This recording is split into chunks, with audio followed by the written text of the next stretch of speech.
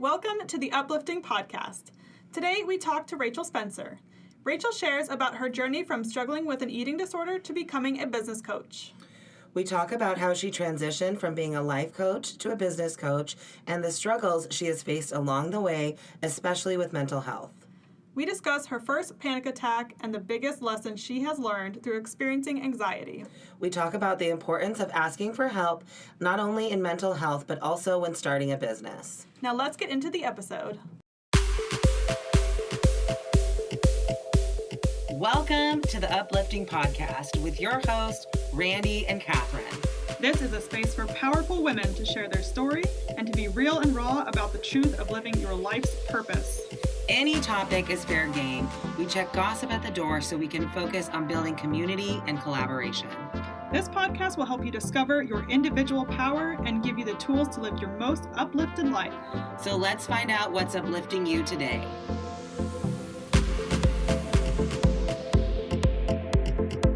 Welcome to the Uplifting Podcast. Today we have Rachel, and Rachel is a self-love influencer, business coach, and Instagram expert. She also hosts the podcast, The Journey to Worthy. She coaches boss babes how to build an empire online through her coaching program, Online Empires.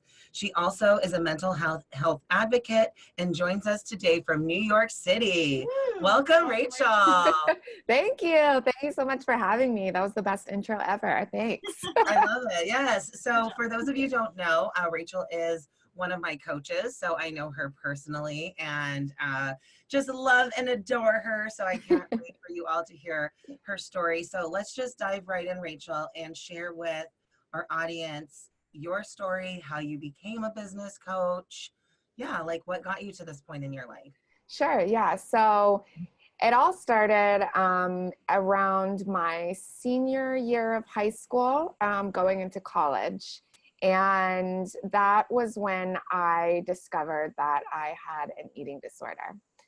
Beforehand, it just kind of seemed like normal life to me, dieting, diet culture in general, and just always wanting to be somebody else, having a different body other than my own. I just thought that's the way everyone was. And going to the gym for, 5 hours, I thought that's what everyone did. Need to lose weight. That was my focus. And going into college, I got into some really unhealthy habits. I was obsessed with food, obsessed with exercising. And I actually had to have one of my good friends tell me that she thought that I had a problem. She was a sorority sister of mine as well. And, sometimes you kind of realize that you have a problem, but you don't exactly know how to stop. And whenever you have somebody close to you that you really love and care about say, hey, I really want to help you, let's figure this out. That's whenever I kind of started taking steps toward recovery. So after she reached out to me and had a sit down talk with me, I was like, okay, I do want to change. I do want to live a different life. I don't want to always feel like I want to be somebody else. I want to be comfortable in my own skin. I want to love who I am. I'm tired of spending my entire life. At that time, I was 18 going into college, 18 years of my life, I have no idea who I am. And so, I ended up going to therapy, and actually I was an acting major in college as well. And I was going through recovery and going through therapy throughout college while remaining an actor.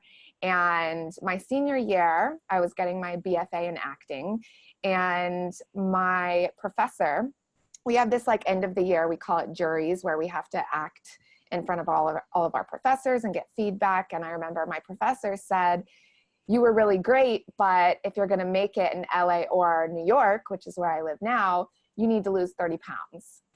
And that was I was doing so well in recovery, and that immediately set me back, immediately.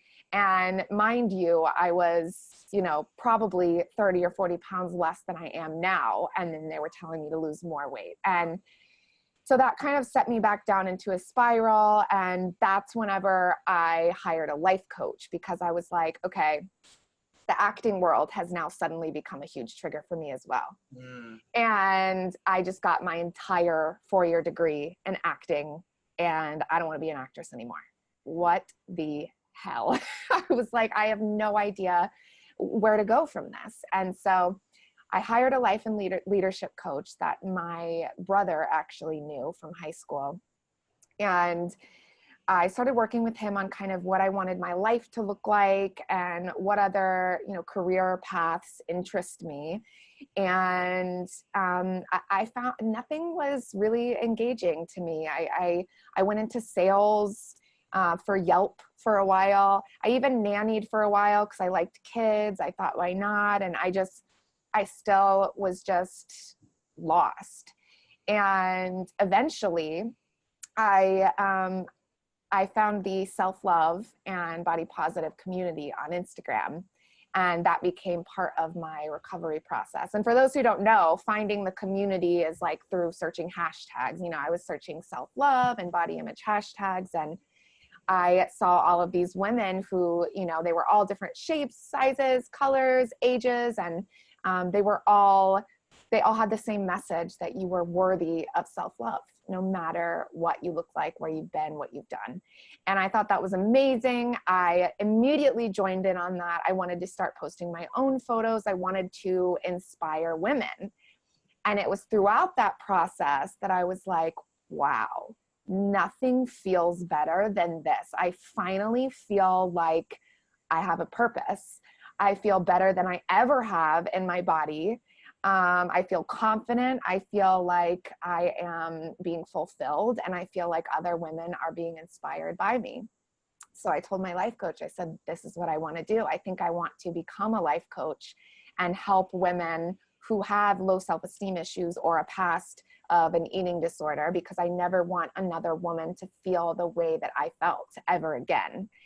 And so I got my life coaching certification. And by that time, I'd already kind of grown an audience on Instagram, which we can get into, but, and I had already been mentioned in the media. And so I had a pretty big following. And so I won't say it was easy, but it was definitely less difficult to acquire clients because I'd already built this really large and loyal community. So I was successful on Instagram. I was becoming a successful life coach, and other coaches, health coaches, life coaches, marketing coaches, they were reaching out to me saying, hey, I would love to know how you grew your audience on Instagram and talk to you more about business. And so I started offering just little intensives about Instagram and business in general. And I realized that I could monetize off of that. And I really enjoyed that as well, because Instagram is obviously a huge part of my life and my recovery. So being able to talk about that in my business as well fulfilled me. So that's kind of how I became a business coach. And now I don't technically life coach very much anymore. I do still inspire women through my posts and through my podcast, but now I strictly do business coaching and helping other coaches and entrepreneurs to grow their business. Wow. That's quite a story you got there. Thank you for sharing that. My word. No wow. problem. I don't even know what to say from that. That's really cool. I'm really inspired by that, because a lot of women won't speak up about the difficulties that they've been through. And so I definitely appreciate your story in that. May I ask how you're doing now in your recovery period? Yeah. So I would say that I am in strong recovery. And I actually mentioned this in an episode of my podcast that I never like to say fully recovered, because I don't technically believe there is such thing.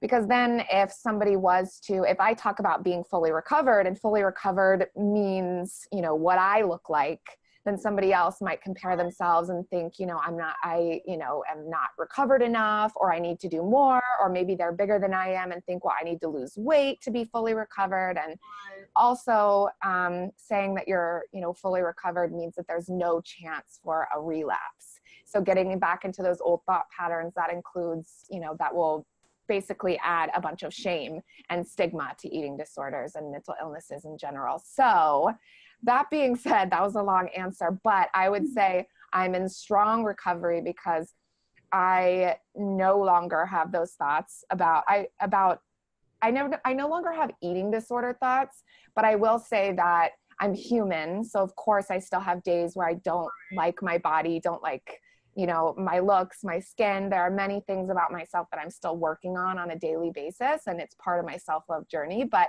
I will say that disordered thoughts are gone. And I think that's what's important to mention. It's like you said, we're human. You have your thoughts about one thing. We all have our thoughts about something. I think what's important to understand is that it's a lifelong journey, no matter who you are and what you've been through. It's always a journey every single day for the rest of your life to work on yourself and better yourself and just train your thoughts in a very particular way. So I applaud you for that. Yeah, I think definitely. the challenges and change like that we face may change, right? Over the course of our journey. Like now, like you said, those disordered eating thoughts aren't really there, but I'm sure you still struggle with other things, right? So what have been some struggles that you've faced in becoming an entrepreneur? You know, from like, okay, I'm not going to be an actress, you know, about your journey to discovering, you know, you wanted to become a life coach and now a business coach. What have been some of those struggles along that path? Oh my gosh, there's so many. I mean, I feel like every single time you get to a new level of your life and business, there's always something else. I think the saying is new level, new devil. That's what they say. Oh, yeah, I love that. Yeah, so definitely had some struggles along the way. Some things I'm not dealing with anymore, but then it's just like a hamster wheel. All of a sudden I'm dealing with something else now. So, for example, you know, I'm no longer having those disordered thoughts, but now I'm dealing with anxiety. And anxiety or mental health in general is a huge part of my life now. And especially whenever I was starting my business, just like the belief, the confidence you have to have in yourself in general in order to acquire clients and do sales and all of that. I mean, it's really difficult if you can't show up as your true self, if you can't be confident and not only yourself, but what you have to offer. That proves to be a challenge. So at the beginning of my business, you know, whenever I was still, I would say I was in a stronger recovery, but you know, I was still definitely deep in my disordered thoughts, and I was trying to start a business and help other women, but I had low self-confidence in that because I was like, how can I help other women if I'm not, you know, fully recovered myself? And because back then I believed I would one day be fully recovered. And then, you know, you get to the next level of your business whenever you're like, okay, now I'm helping all of these women. And then you're like, oh, but I feel like I should be doing more. I'm comparing myself to others. So like I said, I feel like it's a constant hamster wheel, but recently it's been about mindset and mental health for me because I've gotten to a point in my business to where I'm making consistent 5-figure months. I'm, you know, making the money that I always dreamed of making. And you think that that would solve all of your problems, but it doesn't. It's like, you think whenever you're having, you know, 1K to 5K months, that all you need is a 10K month, and then your life will be completely better. All your problems will go away, but it's just not true. So now I feel like there's just more pressure, I guess you could say, to continue along this path. It's like, oh no, what if next month I don't have a 5-figure month? Does that mean I'm a failure? Does that mean that I can't coach people how to have 5-figure months if I can't even have consistent 5-figure months? And so I remember the last launch, or 2 launches ago, no, it was the last launch of Online Empires, which Randy, you spoke about a little bit in the intro. Online Empires is my 3-month group program for people who are looking to grow their business through social media, but specifically Instagram. And the last launch of Online Empires, it was my 4th launch, and I'd had 3 huge successful launches before then. And so now I was at the point where I was like, okay, but what if this launch fails? Because I've had 3 successful ones. How on earth could I have a 4th amazing launch? There's just no way. There's no way. And there was one day that I was planning my launch. I wasn't going to start for a couple more weeks, but I was planning it out. I was writing everything down. I was listening to one of Angie Lee's podcasts, if you know her, health coach. And I remember just like feeling really weird, feeling like a pit in my stomach and not knowing what it was. And I was like, I just need to get out of the house or something. Like I need to put this launch stuff away. I just need to get out. And I asked my friend if she wanted to hang out. I went over to her place. And that's when I just went into a full-blown panic attack. And I had no idea what the trigger was. It was my first panic attack. And thank God my friend that I was with has semi-frequent panic attacks and trouble with anxiety. And so she knew exactly what to do. She was like rubbing my back, lighting candles. Like, she was so amazing. But that was the point whenever I realized that I was struggling with anxiety. And not only that, what triggered my panic attack was my work, was my launch.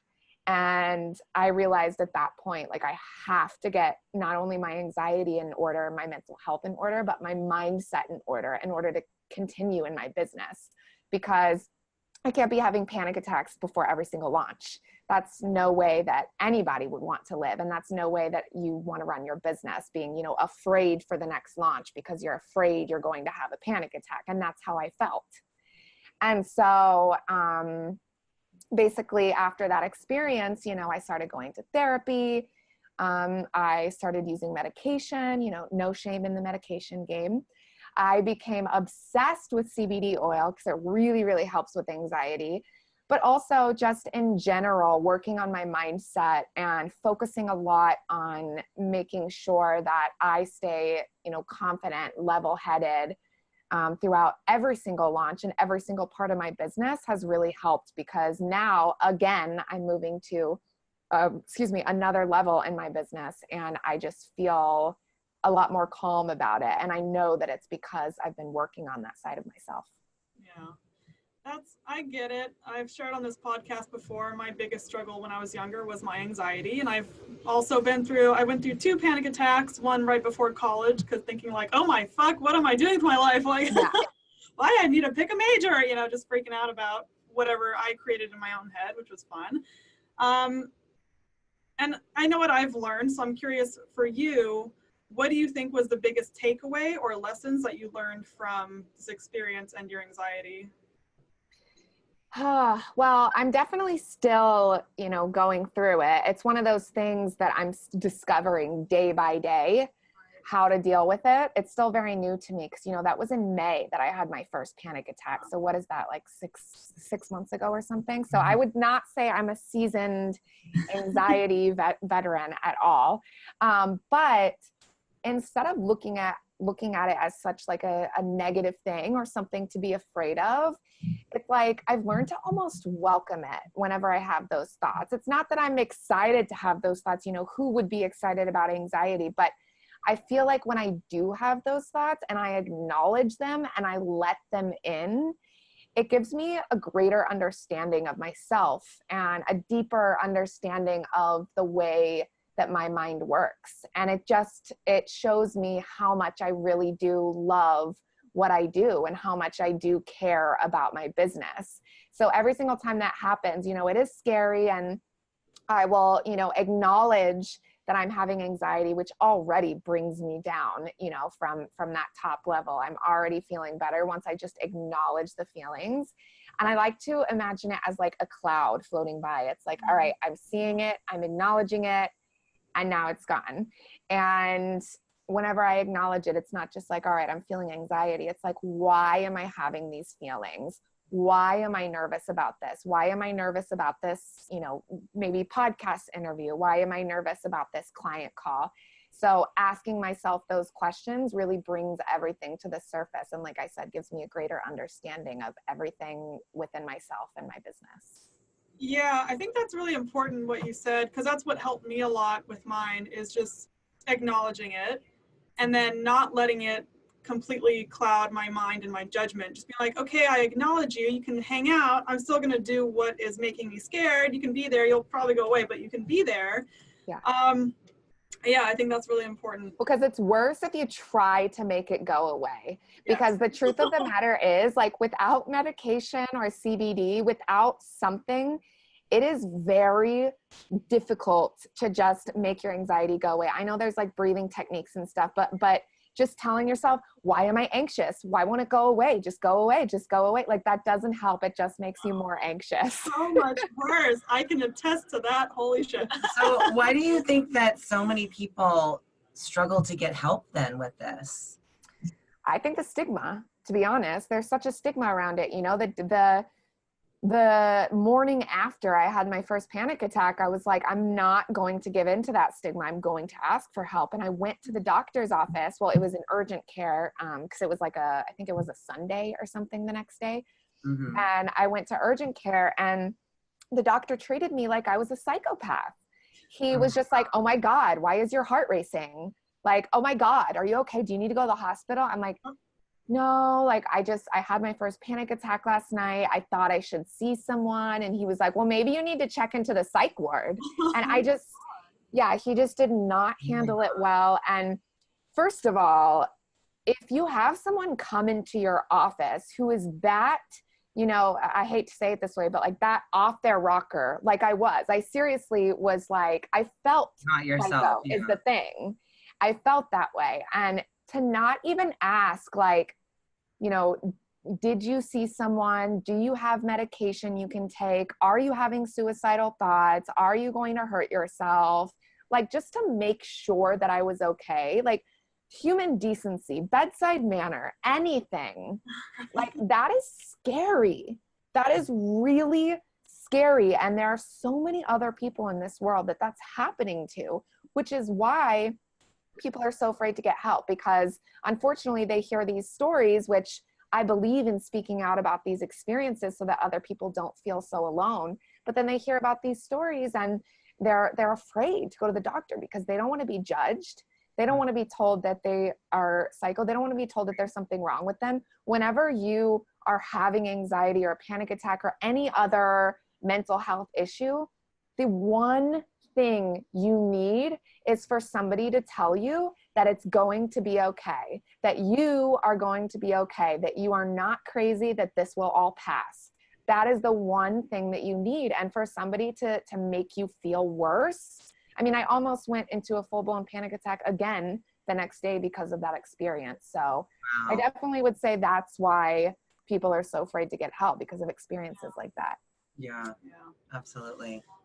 And so in this new found journey of dealing with anxiety and mental health, how do you think that this helps your business? It's kind of a weird question, but I personally feel like every experience can be helpful. So how do you feel like your business is being benefited by your mental health?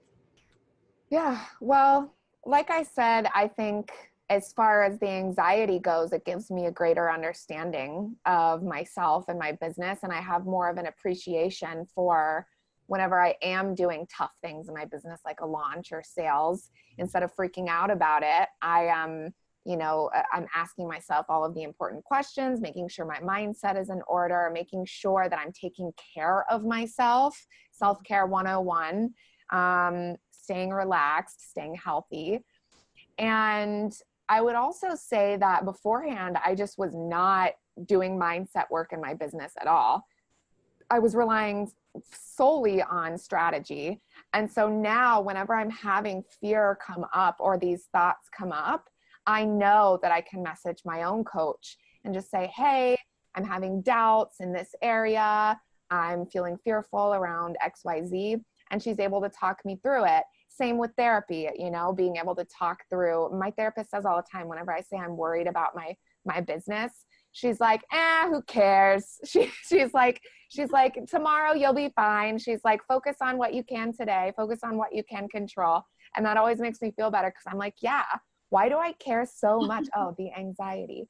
So I really try to keep it light, keep my business as fun and relaxed as possible. And that's something that I didn't used to have, because I thought, well, I'm running my own business, it's going to be stressful. But now that I know I could go into a full-blown panic attack at any moment, I am giving myself permission to have fun in my business and to just relax into it. So I think, if anything, anxiety has done amazing things for my business.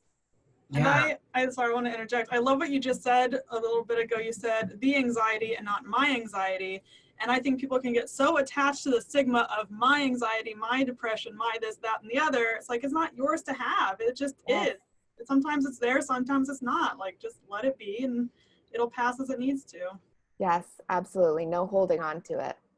Yeah. So you've mentioned a few things, but how have you really been able to manage that anxiety so that it doesn't take control of your business and your life? Mm, I think it's just constant support, having constant support around me.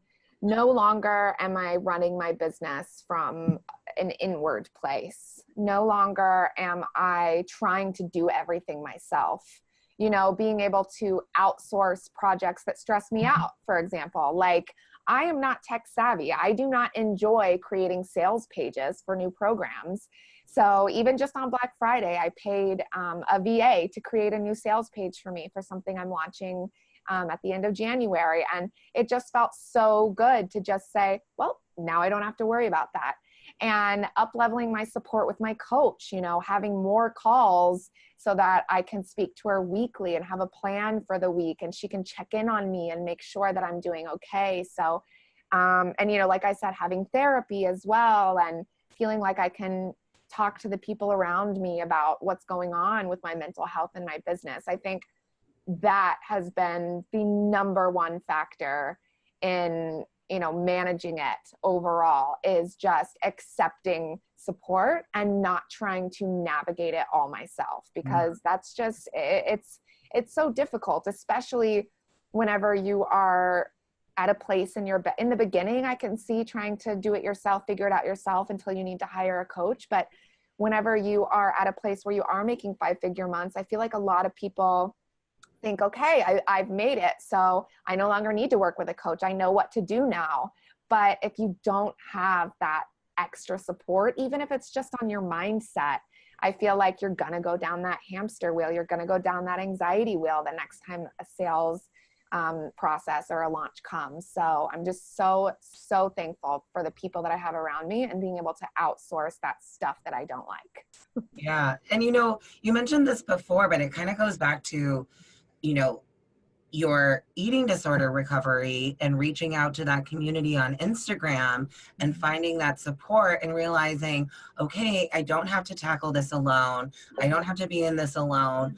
And I just love that, because there really is a power in social media and in building community that I think doesn't get focused on enough. You know, everyone wants to focus on all of the negatives about social media, right? So can you share about some more of the positives of social media and how you've really been able to like build a huge community through using social media? Yeah. Well, I think the number one factor is actually caring about the people that follow you. Because especially in business, everybody wants a large following, but they just want a large following so that they have a lot of eyes on their products, eyes on their services. Everybody is a number. Everybody is an ideal client. And we stop looking at them as people. We stop looking at them as people that we can reach out to, that we can share our struggles with. And I think for me, because my Instagram started as a place for me to heal and me to share my struggles, I think that is really what drew people to me, because I'm not somebody who is saying, well, I'm perfect, I have it all figured out, because that doesn't make you relatable, right? That doesn't make somebody want to work with you, because they won't feel like their feelings are valid, or they feel like they have to be perfect or reach your level in order to be, like I said earlier, recovered or in recovery. And so, yeah, I think for me, really sharing my struggles and connecting with people in that way is what made people become loyal followers. Now, I have over 15,000 followers, but I by no means have, 100,000, 200,000, like a lot of other business coaches, Instagram coaches have. But that's because I don't focus on the numbers. I focus on my followers and the people behind the numbers. And every single person that, follows me or engages with me, they're there for the long haul. I have people who have been there, who saw like my first photo of my cellulite, who saw when I posted that I was becoming a life coach. Like, there are some OG followers that I would not be here without. And so they are not forgotten, and so I think the difference, again, between the way other people use social media and the way that they should use it in order to grow their followings, is just care about their people. Honestly, that's what it comes down to. And that means, you know, interacting with other people. You know, just because somebody gives you a comment, that doesn't mean that, oh, well, they commented on my stuff, so now I can sell to them. No, like what are they commenting about? Like, what are they struggling with? Like, go on their profile, see what they're posting about. People don't even respond, right, to the comments anymore. Yeah.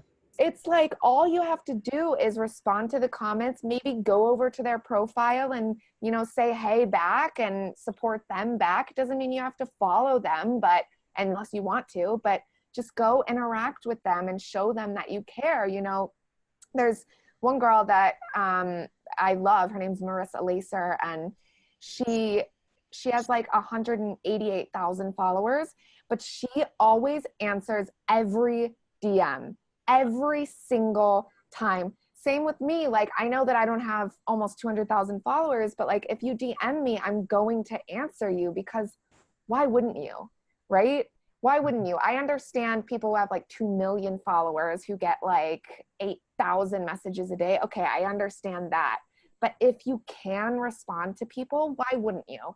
So just care about the people who are following you, and they will become loyal to you. They'll tell their friends about you, so on and so forth, and you'll just continue to grow in that way.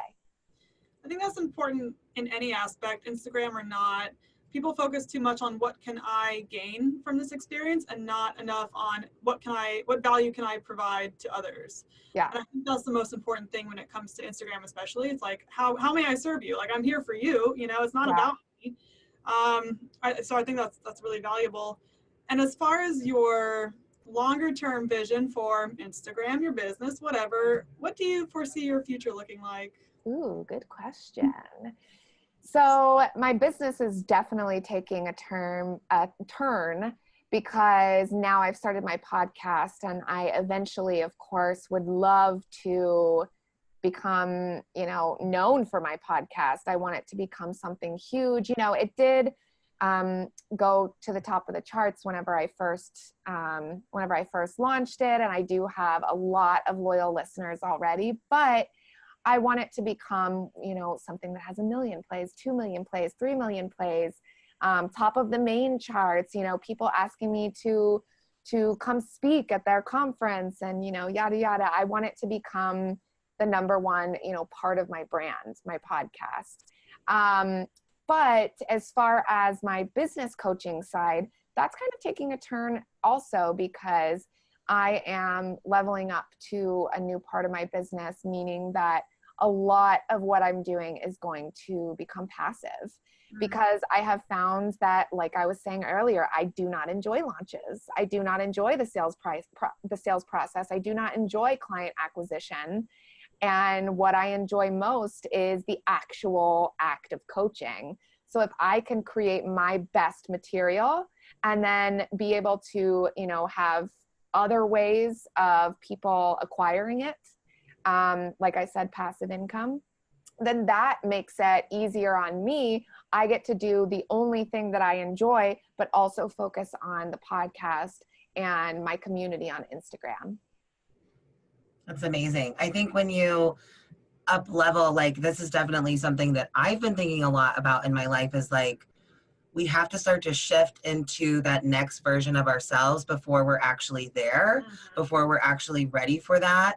And so we have to start thinking, as you know, especially with the new year coming, it's like, okay, what is the next version of me going to act like, going to think like, going to behave like, and shifting into that before you're actually there, you know? And so it's like, what is that version of Rachel who has 2 million downloads of her podcast, you know? Like, what is that version of Rachel doing? And you're right, like, she's not coaching clients like, she ain't got time for that. So. I don't know about not having time for that, but well, you're just going to be so on demand. Yeah, well, yes. I would say definitely that higher level version of myself is able to actually spend more time on the podcast and on that self-love community, because they're the reason that I'm here. I tell my Instagram my Instagram followers all the time that they're my Instagram family, because they really are. Like, I would not be here without them, not just business, not just podcast, but like me, myself. I have no idea where I would be in recovery without them. And so I feel like over the past couple of years, my business has just boomed. I'm making, more money than I ever thought that I would doing this.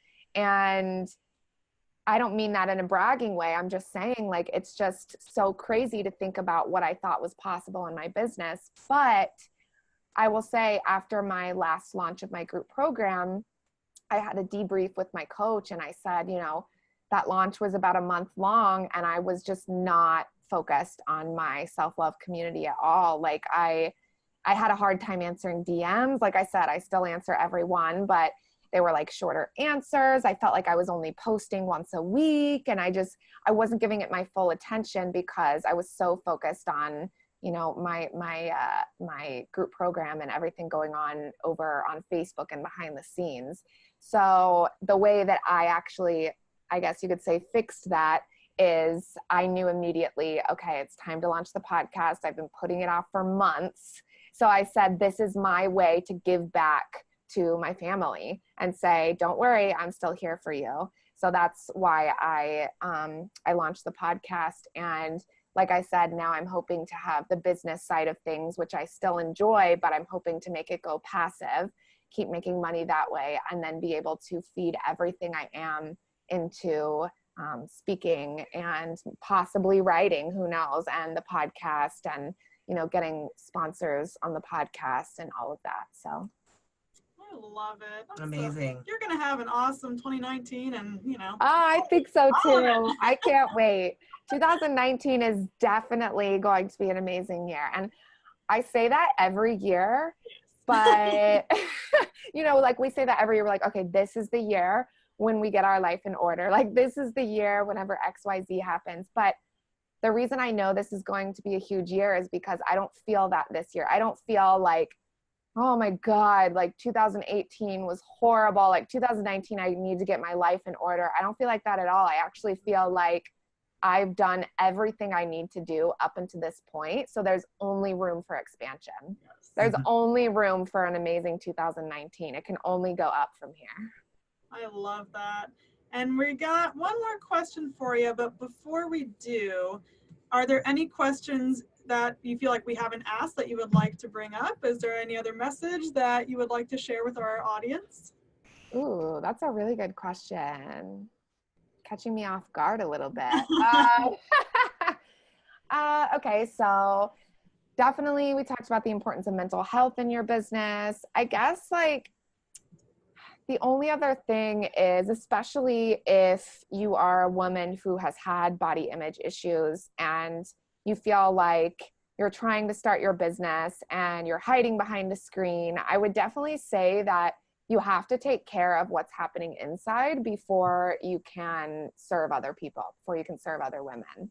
Because I can definitely say that if I was still having these disordered thoughts, if I was still dealing with my mental health in a negative way, if I still felt like I was all over the place, I would not be able to serve my clients to my best ability. Like I said, I would not be launching any new programs because I'd be too fearful. And if I didn't have confidence in my body and myself in general, I wouldn't be able to show up, on live streams or show up in my group and speak to my audience. So I would definitely say that's something important that I just wanted to touch on, was if you're dealing with mental health struggles, body image struggles, and you're trying to start a business, I just really urge you to figure that out before you do so, because you need to find a way to show up with confidence and to, I guess, get your mental health aligned in line so that you can show up and have fun. Just have fun. Yeah. Well, and when you do that, it allows you to, like you said, serve your clients powerfully, and you can use that story to relate to people exactly like you have, Rachel, to like build the community, and that's what you need to do in order to be able to start your business. And so avoiding that you're always going to like hit that roadblock, right? And so you have to push through that. You have to work through it. It's the only way that you're ever going to be able to show up powerfully in your business. So I Yeah, just want to definitely. acknowledge you for doing that in such a beautiful way in your own business and just creating such a powerful self-love community online, because I know like you are one of the first self-love influencers I started following when I was starting my journey. You know, I was like, oh my God, I want to be a life coach like Oh, Rachel. So cute.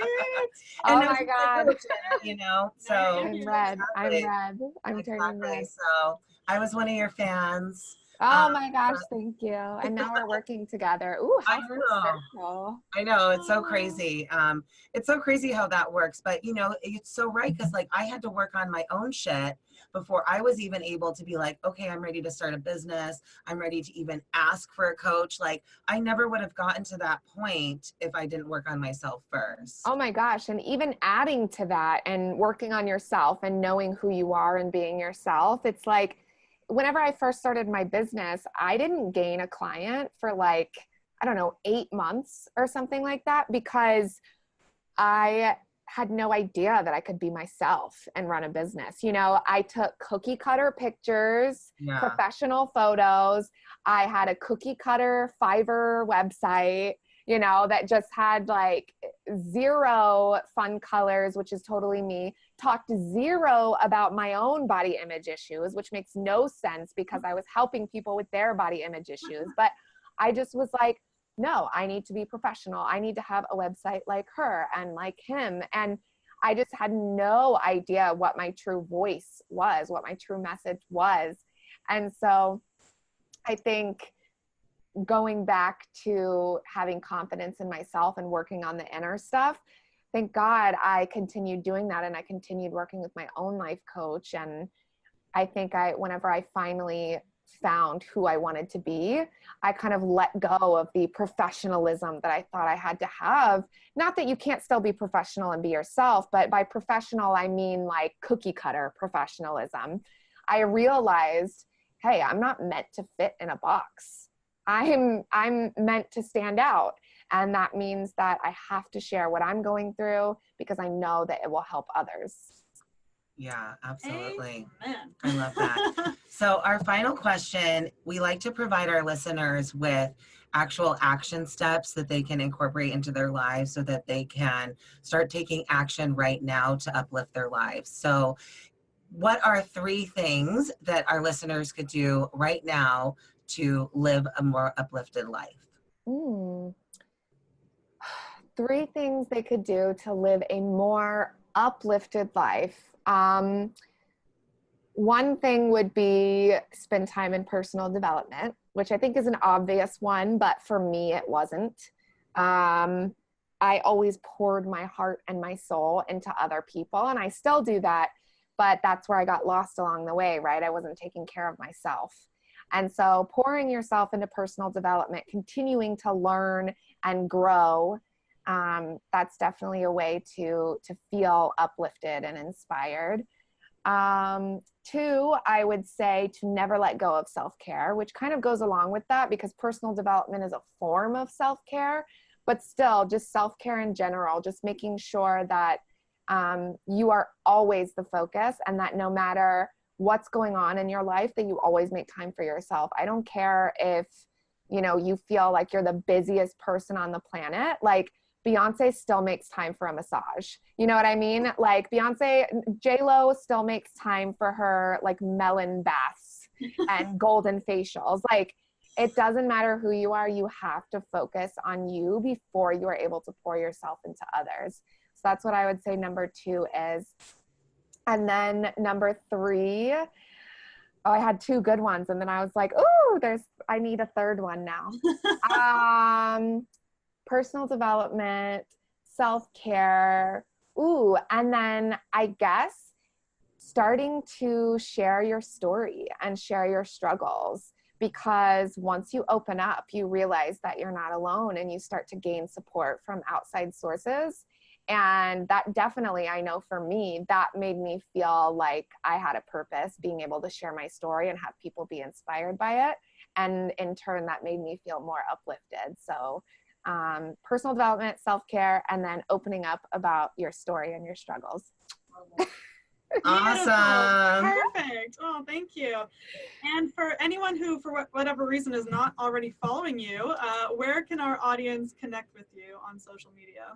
Yes. So my Instagram is at mycoachrachel. You can find me on iTunes, Spotify, and Stitcher at the Journey to Worthy podcast.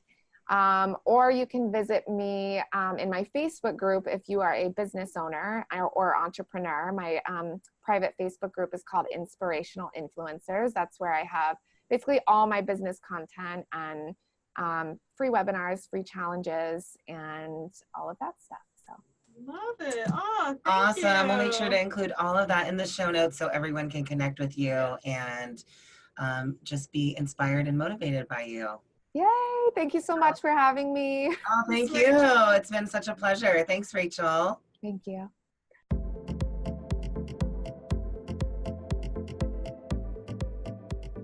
Thank you so much for sharing a piece of your day with us.